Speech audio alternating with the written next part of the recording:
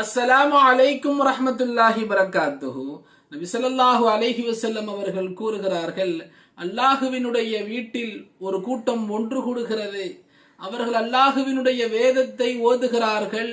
மேலும் அவர்களுக்குள்ளாக பாடம் நடத்திக் கொள்கிறார்கள். பாடம் நடக்குதல் என்ற செயல் ஆரம்பித்த உடனேயே அல்லாஹுவினுடைய வானவர்கள் அவர்களை சூழ்ந்து கொள்கிறார்கள்.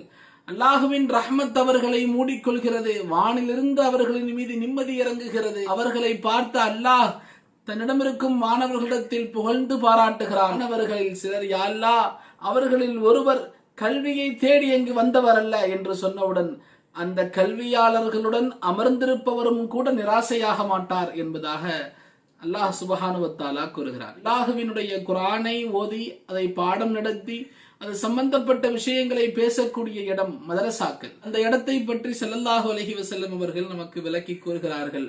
அங்கு ரஹ்மத் சூழ்ந்து கொள்கிறது, மலக்குமார்கள் மூடிக்கொள்கிறார்கள், நிம்மதி இறங்குகிறது, அல்லாஹ் புகழ்ந்து பாராட்டுகிறான்.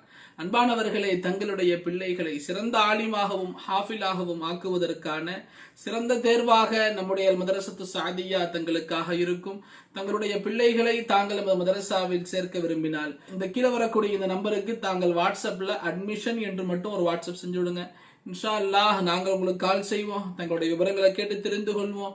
மேலும் தங்களுக்கு அட்மிஷன் சம்பந்தமான விவரங்களையும் தங்களுக்கு சொல்லிடுவோம். மதரசாவுடைய மேப் மற்றும் அட்ரஸ் எல்லாமே தங்களுக்கு வாட்ஸ்அப்பின் மூலமாக அனுப்பி வைக்கப்படும். உங்களுடைய உறவினர்கள், அறிமுகமானவர்கள் அவர்களுடைய பிள்ளைகளை மதரசாவில் சேர்க்க விரும்பினாலும் தாங்க தாராளமாக நமது மதரசாவை சஜஸ்ட் பண்ணுங்க.